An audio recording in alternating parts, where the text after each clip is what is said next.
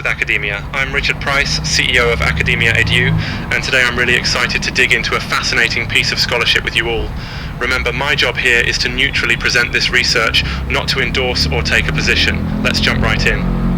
Today's episode is centered on a paper by Jalaluddin Ahmad al-Rawi titled MIFTAH AL-INSYIRAH, Fi Lata'if al-Asharah. That's quite the title, right? It roughly translates to the key to relief in the subtleties of the 10, which really sets an intriguing mood. I mean, those classical texts. The phrasing alone makes you want to know what's inside. So, what's at the core of this paper? What deep question is it going after? And, why does it matter, especially for you as a listener who might not be an academic or a specialist? Well, Rawi's paper takes on this problem. How do we unlock psychological or spiritual relief using classical Islamic wisdom? And what does relief actually mean dimensionally for the seeker? Basically, Rawi is exploring 10 principles or subtleties, the Ashara, that he claims are keys to true inner peace and spiritual clarity. The question may sound a bit medieval, but think about it. In a world where stress is through the roof and everyone's looking for self-help hacks or mindfulness strategies, isn't it fascinating to see how scholars from centuries past tackled the same problems?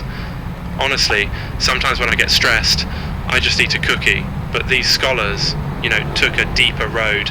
Let's summarize how Rawi approaches this. He dives into centuries-old Islamic texts, pulling from the Quran, Hadith, and classic Sufi treatises, especially those dealing with emotional resilience. The method? Well, it's less about running experiments and more about synthesizing wisdom from literature. Kind of like if you combined a book club and a therapy session. He identifies and explains 10 core principles. Think of these as steps, or maybe even stages, that supposedly bring a person from agitation to calm. It's almost like an ancient 10 steps to serenity program. And what are these 10 subtleties about? Without rattling off a laundry list, here are some that stuck with me.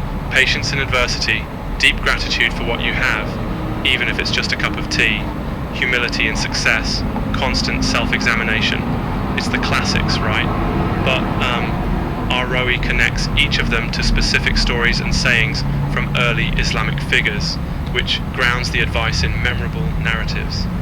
Like, the third subtlety talks about reframing hardship as a sign of spiritual growth, so it's not just a bad day, it's an opportunity, how many times have you heard that idea in a modern podcast? So, what does this all mean for you, for me, for, honestly, anyone turning on a podcast looking for academic insight, but not just history trivia? The big takeaway here is, searching for psychological relief and self-understanding is not new. These 10 keys might sound spiritual or old-fashioned, but they resonate with a universal need. How do I navigate anxiety or disappointment, or keep my ego in check?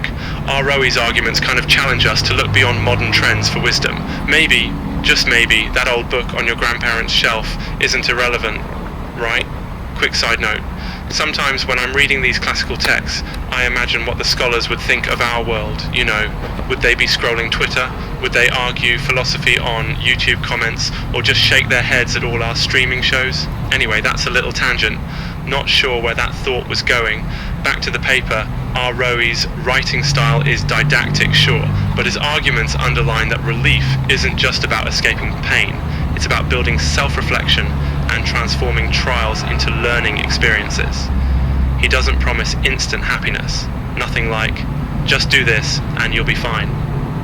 It's slow, patient work. Yeah, that might sound less glamorous than quick fixes, but hey, maybe that's the point. I need to remind everyone, interpretations of spiritual well-being from religious texts are not set in stone truths. They're frameworks, food for thought, and different listeners will take different things from them. My job here, again, is to present Rawi's argument, not to persuade or judge.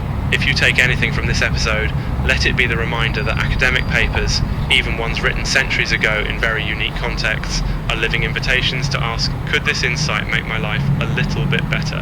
You don't have to buy in, just reflect, maybe try one or two of the 10 subtleties the next time you're feeling tense.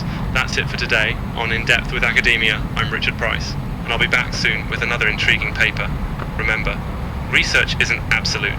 It's a way to explore, get curious, and maybe, just maybe, find your own key to relief. Take care until next time.